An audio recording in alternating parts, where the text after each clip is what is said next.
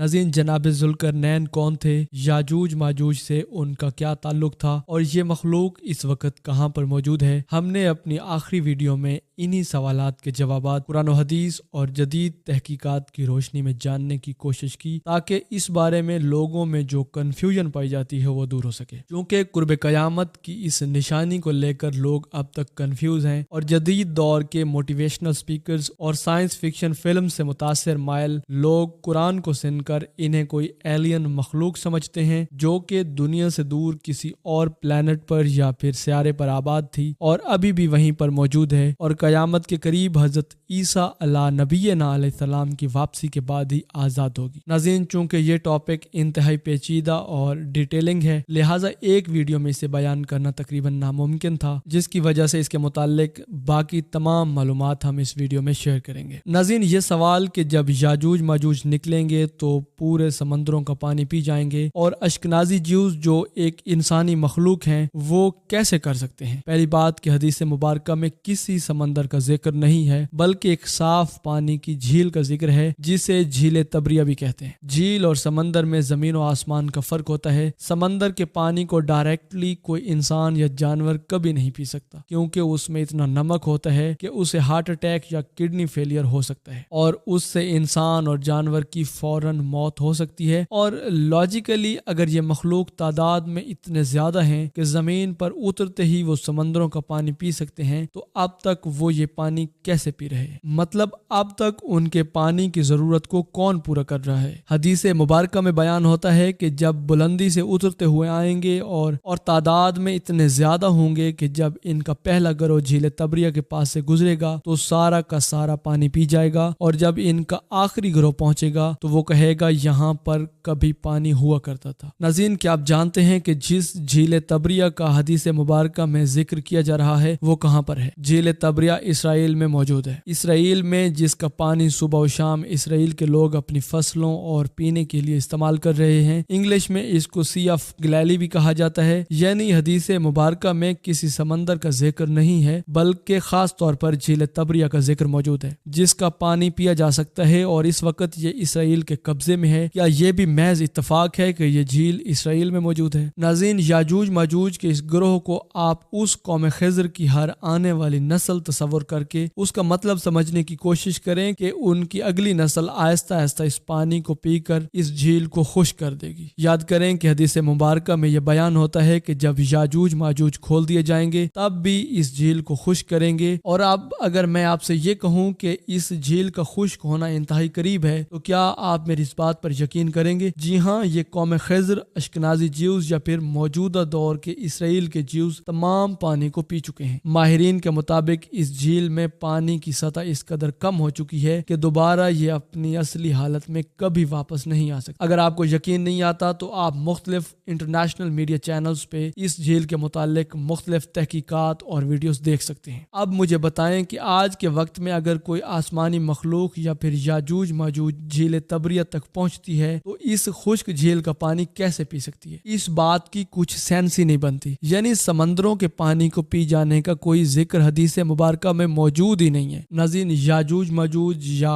कौम खज़र का कब्जा कोहकाफ के शुमाली पहाड़ी इलाकों में था और उनके बादशाह ने अपनी रियायत समेत यहूदियत अख्तियार कर ली थी, जो बाद में मौजूदा दौर के पोलैंड और जर्मनी में जाकर आबाद हुए और दूसरी जंग अजीम के बाद ये लोग मौजूदा इसराइल में जाकर आबाद होना शुरू हो गए। जबकि असल बनी इसराइल यानी हजरत याकूब अलैहिस्सलाम की औलाद और उनके 12 बेटों की नस्ल पूरी दुनिया में अब तक दरबदर है। ये असल बनी इसराइल गंदमी रंगत के हैं क्योंकि ये अरबों के ज्यादा करीब हैं, जबकि अश्कनाज़ी ज्यूज या फिर कौम खज़र यानी सफेद फाम ये तुर्कों की नस्ल से हैं। इन दोनों के वालिद का नाम था गोरमा, जो कि तुर्कों के बाप भी कहलाते हैं। आज के टाइम में इन्हें यूरोपी ज्यूज भी कहा जाता है। कुरान मजीद में यरूशलेम की इस बस्ती का जिक्र सूरह अंबिया में इस तरह से मौजूद है कि ये कौम बनी इसराइल दोबारा दुनिया में अपनी हुकूमत कायम नहीं कर सकेगी और यहाँ तक कि उसके बाद याजूज माजूज کھول دیے جائیںگے۔ ناظرین، کیا آپ کو قرآن مجید کی ان دونوں آیتوں میں کوئی ربط نظر نہیں آتا جو کہ ایک دوسرے کے اوپر موجود ہیں؟ اور ظاہر ہے کہ یہ بلا وجہ نہیں ہے، ان دونوں چیزوں کا آپس میں کوئی نہ کوئی تعلق ضرور موجود۔ ذرا غور کریں کہ بنی اسرائیل قوم کو دوبارہ ان کی حکومت نہ دینے کی سزا کا اعلان کرنے کے بعد اللہ سبحانہ و تعالیٰ فرماتے ہیں کہ یاجوج ماجوج کو کھلا چھوڑ دیا جائے گا۔ سورہ انبیاء کی ان دونوں آیتوں کے ایک ساتھ موجودگی کا جواب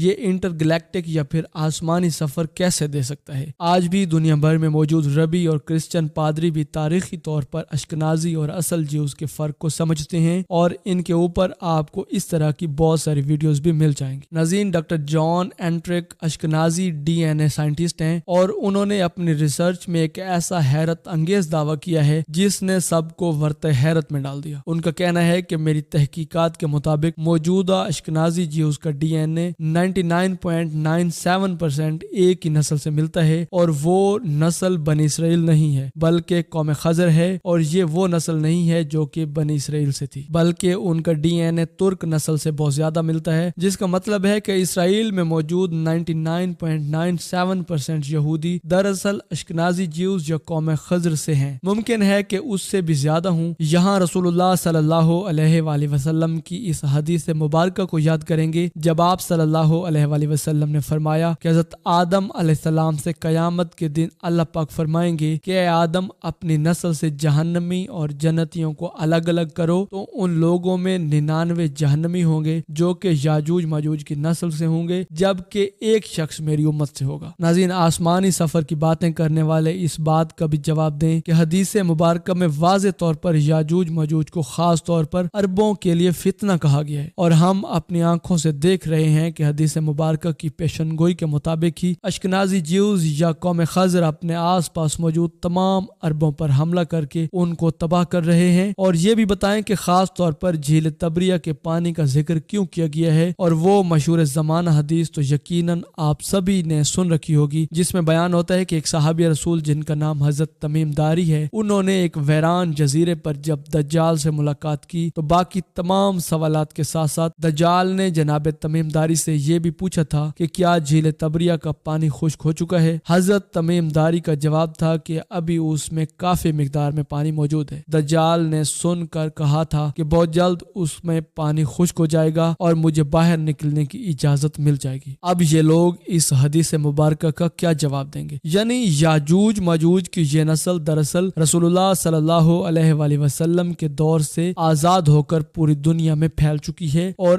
آج کے دور میں یہ پوری دنیا سے ایک جگہ پر اکٹھے ہو کر اپنے لیے ایک الگ ریاست بھی حاصل کر چکے ہیں، اور پوری دنیا کے لیے خاص طور پر عربوں کے لیے فتنہ بن چکے ہیں۔ ناظرین، جھیل تبریہ کا پانی بھی پی کر خشک کر چکے ہیں اور اپنی عادت کے مطابق فتنہ فساد بھی پھیلا رہے ہیں۔ ناظرین، حدیث مبارکہ کے مطابق ہر اونچائی پر موجود ہو کر، یعنی عالمی banking system, media, politics, film industry, نفسیاتی، سفارتی اور جنگی طور پر ہر جگہ سے آج مسلمانوں پر حملہ آور ہے اور ان پر قبضہ بھی کر چکے ہیں، کیونکہ ضروری نہیں کہ دنیا پر صرف جنگ کر کے قبضہ کیا جائے، بلکہ مالیاتی، سفارتی اور اخلاقی طور پر بھی آج کے جدید دور میں ملکوں پر قبضہ کرنا ممکن ہے۔ اور اس کام میں اسرائیل کی سب سے زیادہ مدد یونائٹڈ نیشن، جس میں کوئی بھی ایک اسلامی ملک ایسا نہیں جو کہ مکمل طور پر ویٹو پاور ہو۔ تقریباً تمام ممالک اسرائیل کے حامی ہیں، جبکہ مسلمانوں کے خلاف ہیں، خاص طور پر عربوں کے۔ آج کے وقت میں بھی یونائٹڈ نیشن کی پالیسیز کسی بھی ملک پر جنگ مسلط کر سکتی ہیں یا پھر اس پر پابندیاں لگا کر اس کی معیشت کو تباہ کر سکتی ہیں، اور یہی مطلب تھا ہر اونچائی سے اترتے ہوئے مسلمانوں پر حملہ کرنا۔ اور قرآن نے یہ بات ایکسٹریکٹ معنوں میں کی تھی، جس کا مطلب آج بھی 99% لوگوں کو سمجھ نہیں آ رہا۔ لوگ اس متعلق انتہائی کنفیوز نظر آتے ہیں۔ شروع سے ہی ایلین جیسی مخلوق کا تصور ان کے دماغ میں اس قدر بٹھا دیا گیا ہے کہ ان کے لیے تصور کرنا بھی مشکل ہے۔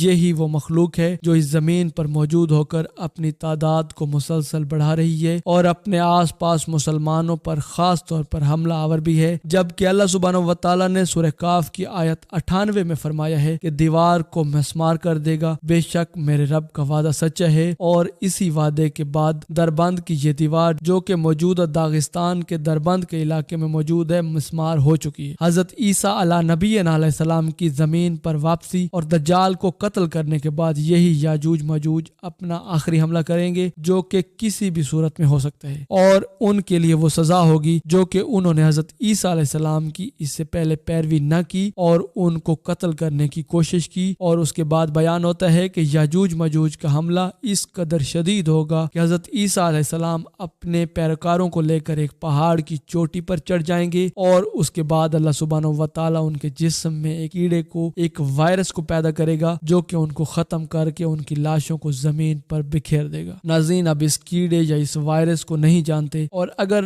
ہم اس کو قرآن کریم کے الفاظ کے مطابق اسٹریٹ یہی سمجھ لیں کہ وہ کوئی کیڑے ہوں گے، تو مجھے یہ بتائیں کہ اتنی بڑی فوج پر اتنے بڑے کیڑوں کی فوج آخر کہاں سے آ سکتی ہے؟ اس کا مطلب ہے کہ اس کی نوعیت کچھ بھی ہو سکتی ہے جو کہ اب تک ہم سمجھنے سے قاصر ہیں۔ اب ان تمام پیشن گوئیوں کے بعد آخر شک کی کیا گنجائش باقی رہ جاتی ہے کہ یہ قوم خضر ہی دراصل یاجوج ماجوج کی نسل سے ہیں، جو کہ آج بھی اسرائیل پر قابض ہو کر اکٹھے ہو کر حملہ کر رہے ہیں اور وہی مظلومیت کا کارڈ کھیل رہے ہیں تاکہ ایک آخری فیصلہ کن جنگ کر سکیں، جو کہ عام حالات میں ان کے لیے پاسبل ہی نہیں تھا، کیونکہ آپ جانتے ہیں کہ حملے کے لیے بس ایک جواز کی ضرورت ہوتی ہے، جیسا کہ امریکہ نے 11 ستمبر کے حملے کا بہانہ بنا کر تمام مسلمان ملکوں پر، خاص طور پر عرب ملکوں پر حملوں کا آغاز کر کے ان کو مکمل طور پر تباہ کر دیا، اور بالکل اسی طرح سے بہانہ بنا کر آج کے وقت میں اسرائیل خود کو ڈیفینڈ کرنے یا پھر مظلومیت کے کارڈ کھیل کر یہ جنگ شروع کر چکا ہے، اور مسلمان بیچاروں کو انہی آسمانی سفر کے پیچھے لگا کر ان سے حقیقت چھپائی جا رہی ہے تاکہ ان کو غفلت میں رکھا جائے، جیسا کہ کچھ لوگ تو اپنی جہالت کی وجہ سے، تو کچھ لوگ جان بوجھ کر پروپیگنڈے کے طور پر پروموٹ کر رہے ہیں۔ اسی بات سے اندازہ کریں کہ جب تک ہم اپنے دشمن کو نہیں پہچانیں گے تو ان سے لڑیں گے کیا؟ اللہ سبحانہ و تعالیٰ سے دعا ہے کہ ہمیں حق بات سمجھنے اور اس پر عمل کرنے کی توفیق عطا فرمائے۔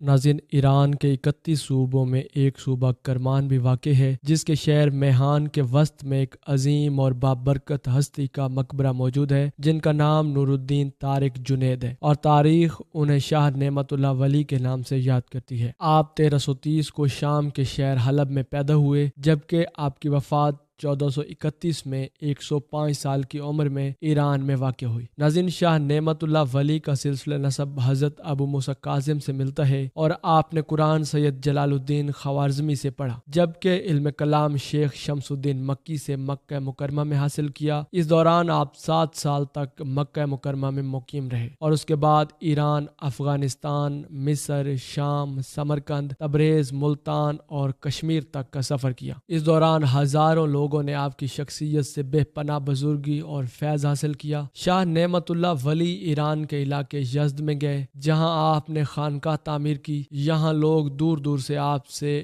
فیض حاصل کرنے کے لیے آیا کرتے تھے، جبکہ آپ کا انتقال بھی اسی جگہ پر ہوا، اور سلطان شہاب الدین نے آپ کا مقبرہ تعمیر کیا۔ ناظرین، شاہ نعمت اللہ ولی اللہ سبحانہ و تعالیٰ کی ان چند برگزیدہ اور نیک ہستیوں میں سے تھے جن کے بارے میں حضور نبی رحمت صلی اللہ علیہ وآلہ وسلم نے ارشاد فرمایا تھا، میری امت کے بعض علماء بنی اسرائیل کے پیغمبروں کی طرح ہوں گے، یعنی اللہ سبحانہ و تعالیٰ جنہیں جب چاہتا ہے اپنی خصوصی عنایت سے ولی، ابدال، کتب اور غوث جیسے عالم منصب پر ان کو فائز کر دیتے ہیں۔ ناظرین، حضرت شاہ نعمت اللہ ولی نے ہزاروں فارسی اشعار پر مشتمل دیوان، جبکہ قصیدہ جو کہ بہت مشہور ہے، اس میں آپ نے آنے والے دور کی تمام پیشن گوئیاں اپنی فارسی اشعار کی صورت میں بیان کی، اور حیرت انگیز طور پر وہ سب پیشن گوئیاں سچ ثابت ہوئی ہیں۔ آپ نے تقریباً 1000 کے قریب فارسی اشعار لکھے، جن میں سے 750 آج کے دور میں دستیاب ہیں، اور 1000 سال کے عرصے پر محیط ماضی، حال اور مستقبل میں ہونے والے تمام اہم واقعات کو وضاحت کے ساتھ بیان کرتے ہیں، حتیٰ کہ 100 سے 700 سال بعد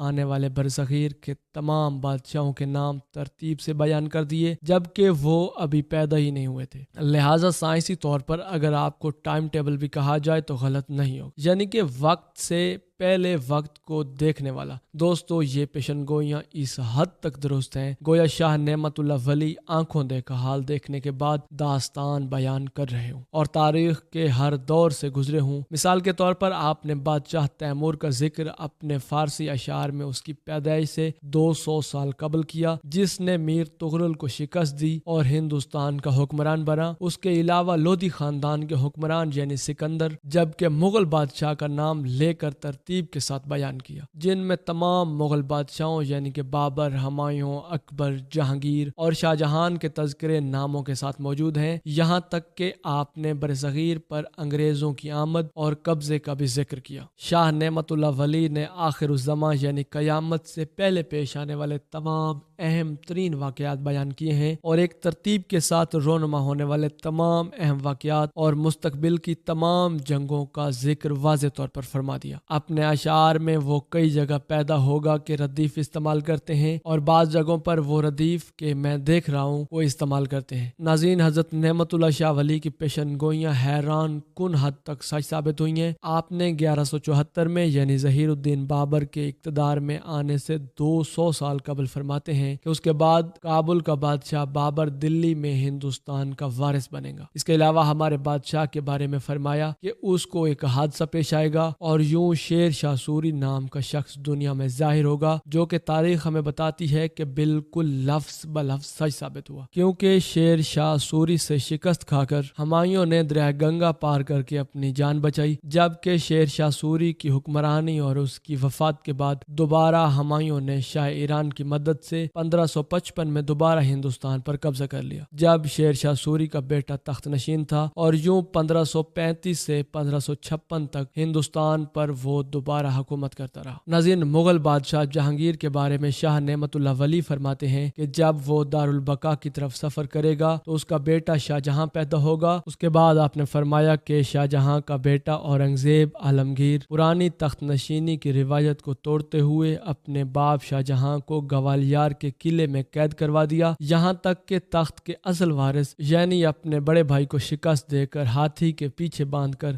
گھسیٹتے ہوئے ہزاروں مردوں عورتوں کے سامنے اسے قتل کر دیا۔ یوں ہی ظلم و ستم اور ناانصافی کے بعد سلطنت مغلیہ کا زوال شروع ہو گیا، جس کا ذکر شاہ نعمت اللہ ولی نے اس واقعے کے رونما ہونے سے کئی سو سال قبل کر دیا تھا۔ ناظرین، اس کے بعد شاہ صاحب نے دلی کے بادشاہ نادر شاہ کا بھی ذکر کرتے ہوئے فرمایا کہ وہ 1739 میں ہندوستان پر حملہ کرے گا، اور تاریخ میں موجود ہے کہ نادر شاہ نے دلی کو تباہ کر کے اس میں خون خرابہ کیا اور صرف 12 گھنٹے میں 1.5 لاکھ انسانوں کو قتل کر دیا، جبکہ لوٹ کھسوٹ 2 ماہ تک جاری رکھی۔ دوستو، حیران کن حد تک حضرت شاہ نعمت اللہ ولی بادشاہ بابر کے دور میں سکھوں کے روحانی پیشوا گرو نانک کا ذکر بھی کرتے ہیں اور فرماتے ہیں کہ اس کا نام نانک ہوگا، بہت سے لوگ اس کی طرف رجوع کریں گے، اس فقیر کا بازار گرم ہوگا، اس کا چرچا دور دور تک ہوگا۔ اس کے بعد کے واقعات کا ذکر حضرت شاہ نعمت اللہ ولی کچھ اس طرح سے بیان کرتے ہیں کہ انگریز تاجر بن کر ہندوستان میں داخل ہوں گے، یہ وہ وقت ہوگا جب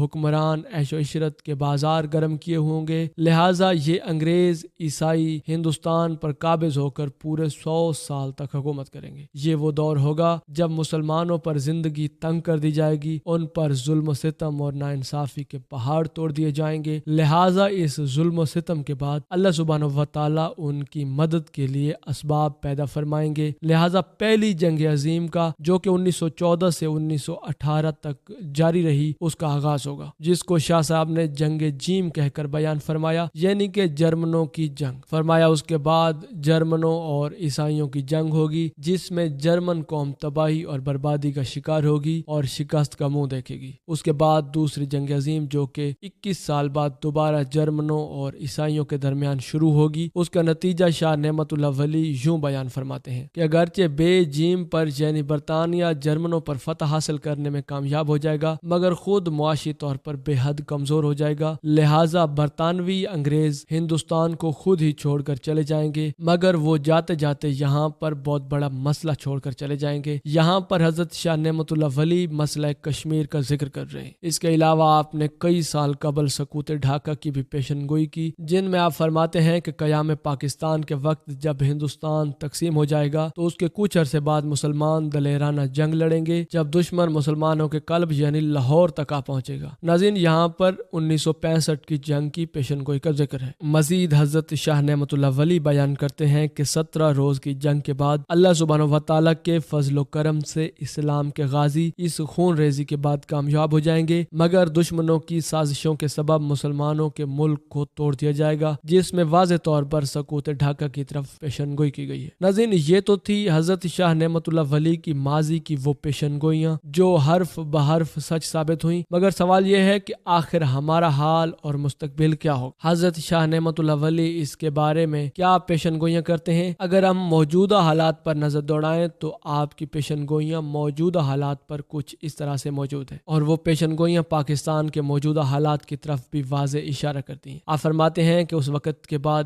ایک ایسا وقت آئے گا جب جھوٹے، دھوکے باز اور قاتل لوگ صاحب اقتدار ہوں گے۔ قوم کی دولت، عزت اور وقار کے محافظ ہونے کی بجائے وہ سب کچھ لوٹ لیں گے۔ لوگ چوروں اور ڈاکوؤں کے سر پر دستار رکھیں گے۔ قبیلے کا سردار سب سے زیادہ کرپٹ اور بے ایمان ہوگا، مگر پھر بھی لوگ اس پر بھروسہ کریں گے، اسے اپنا لیڈر تسلیم کریں گے۔ جبکہ اس دور میں علماء کا یہ حال ہوگا کہ یہ بے دین ہوں گے، جبکہ ان میں منافقت کوٹ کوٹ کر بھری ہوگی۔ وہ اپنے فتووں اور منصب کو پیسوں کی خاطر بیچ دیں گے اور اسے اپنے ذاتی مقاصد کے لیے استعمال کریں گے۔ اس کا واضح ثبوت 12 اکتوبر 2017 جیسے واقعات ہیں، جب حضور نبی رحمت صلی اللہ علیہ وآلہ وسلم کے آخری نبی ہونے سے متعلق قادیانی سوچ کا بل پاس کرنے کا وقت آیا۔ اس ٹائم دیکھا گیا اس دور میں عیسائی حکمران ہوں گے، مگر در حقیقت ان کی حکومت پس پردہ یہودیوں کے کنٹرول میں ہوگی۔ یہ ہم آج کے دور میں دیکھتے بھی ہیں، کیونکہ بظاہر آج کل عیسائی حکمران ہیں، لیکن دنیا کے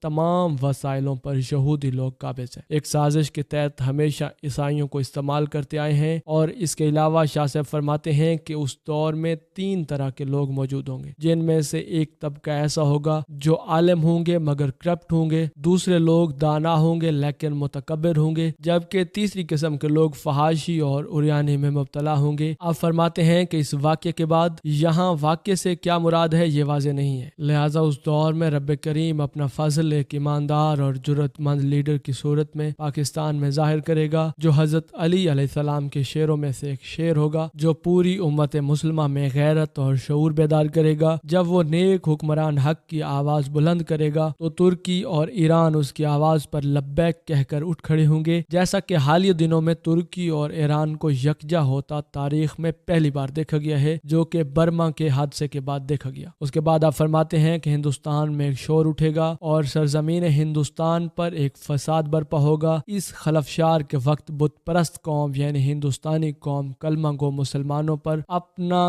قہر و غضب نازل کرے گی، یعنی مسلمان اور ہندوؤں کے درمیان جنگ کا آغاز ہوگا۔ یہ جنگ 6 سال تک جاری رہے گی، جس کی بنیاد جھوٹ اور پروپیگنڈا ہوگا۔ مثال کے طور پر آج انڈیا جس طرح سے پاکستان پر اپنے ملک میں دہشت گردی کروانے، ایٹمی ہتھیاروں کی ترسیل اور دوسرے جھوٹے الزامات لگا کر پاکستان پر حملہ کرنے کے ناپاک عزائم رکھتا ہے، اس طرح کوئی الزام لگا کر اس جنگ کا آغاز کیا جائے گا، جبکہ اس جنگ کے لڑنے والے فوجیوں سے متعلق شاہ نعمت اللہ ولی فرماتے ہیں کہ ان کی مدد کے لیے شمال مشرق کی طرف سے فتح حاصل کروانے کے لیے مدد آئے گی۔ اور اگر آج ہم دیکھیں تو پاکستان کے شمال میں چین واقع ہے، جس کے تعلقات پاکستان سے برادرانہ اور نہایت اہمیت کے حامل ہیں، لہٰذا ان پاکستانی فوجیوں کو چین کی طرف سے مدد اور تعاون ملنا شروع ہو جائے گا، جو کہ ہتھیار اور دوسرے جنگی ٹیکنالوجی کی صورت میں ہو سکتا ہے۔ یہ مدد اتنی زیادہ ہوگی کہ مسلمان مضبوط ترین ہو جائیں گے، حتیٰ کہ اہل کفر بھی اس کو دیکھ کر خوف زدہ ہو جائے گا۔ ایران اور مشرق وسطیٰ بھی امداد کے لیے دیوانہ وار نکل آئیں گے اور جذبہ جہاں سے سرشار ہو کر مسلمانوں کے ساتھ مل کر کافروں پر قہر ثابت ہوں گے۔ مسلمانوں کا یہ عظیم لشکر اہل کفر کو پسپا کر کے رکھ دے گا، یہاں تک کہ کافر جان بچانے کے لیے بہانے ڈھونڈتے پھریں گے، مگر سب کچھ بے سود ثابت ہوگا۔ ترکی، چین اور ایران ہندوستان کو فتح کروانے میں پاکستان کا ساتھ دیں گے، اور ظاہر ہے کہ یہ غزوہ ہند کا ذکر ہے۔ اس دوران سب دشمن مارے جائیں گے، ہندوستان کے ٹکڑے ٹکڑے ہو کر اس کا خاتمہ کر دیا جائے گا، جبکہ پوری دنیا کے مسلمان جمع ہو کر اسلامی اتحاد کی مثال قائم کریں گے۔ تیسری جنگ عظیم کا متعلق بھی شاہ نعمت اللہ ولی یوں بیان کرتے ہیں کہ غزوہ ہند ہوگا، اس کے بعد شکست کھانے والے جرمنی اور جاپان روس کے ساتھ مل جائیں گے، یعنی اس کے ساتھ اتحاد قائم کر لیں گے۔ اس کے علاوہ جنگ میں جہنمی قسم کے انتہائی مہلک ہتھیار یعنی اٹامک ویپنز یوز کیے جائیں گے، جو دیکھتے ہی دیکھتے پورے کے پورے شہروں کو تباہ کرنے کی صلاحیت رکھتے ہوں گے۔ جبکہ مستقبل سے متعلق شاہ نعمت اللہ ولی غزوہ ہند کے 40 سال بعد کا ذکر کرتے ہوئے یوں فرماتے ہیں کہ آخری دنوں میں امام محمد مہدی علیہ السلام کا ظہور ہوگا، یہ بات تمام دنیا میں مشہور ہو جائے گی۔ اس کے بعد اصفہان شہر سے دجال کا خروج ہوگا، جس میں ایک بار پھر سے فتنہ و فساد سر اٹھائیں گے، لوگ ان فتنوں کا شکار ہو کر اپنے ایمان سے ہاتھ دھو بیٹھیں کریں گے ہر طرف کفر کا نظام مسلط نظر آئے گا، لہٰذا اس دور میں اللہ پاک اپنا فضل پھر سے نازل فرمائے گا اور حضرت عیسیٰ علیہ نبی علیہ السلام کو آسمان سے ظاہر کرے گا۔ ناظرین، حضرت امام محمد مہدی علیہ السلام کے زمانے میں انصاف کا دورہ ہو جائے گا، یہودیت اور کفر کو شکست ہوگی، جو کہ دجال کے ساتھ جنگ کریں گے اور اسے قتل کریں گے۔ مگر دوستو، اس کے بعد کا مستقبل کیا ہوگا؟ اس پر شاہ نعمت اللہ ولی فرماتے ہیں کہ خاموش ہو جا نعمت اللہ، رب کریم کے رازوں کو ظاہر نہ کر، اور یوں اس کے بعد اپنے قصیدے کو ختم فرماتے ہیں۔ دوستو، شاہ نعمت اللہ ولی اللہ پاک کی کن برگزیدہ بندوں میں سے تھے جو اللہ پاک کی قدرت سے روحانی اور وجدانی وقت سے پہلے آنے والے وقت کو دیکھ چکے ہیں، اور ان کی ہر ایک پیشن گوئی وقت نے سچ ثابت کر دکھائی، جبکہ مستقبل کی پیشن گوئیاں بھی ضرور سچ ثابت ہوں گی۔ اللہ پاک نے شاہ نعمت اللہ ولی کو یہ فیض اور علم عطا کیا، کیونکہ جب اللہ پاک کا کوئی بندہ عبادت کر کے اس کے بے حد قریب ہو جاتا ہے تو اللہ پاک اسے ایسی قدرت عطا فرماتے ہیں جو تمام انسان کی فہم و فراست سے باہر ہوتی ہے۔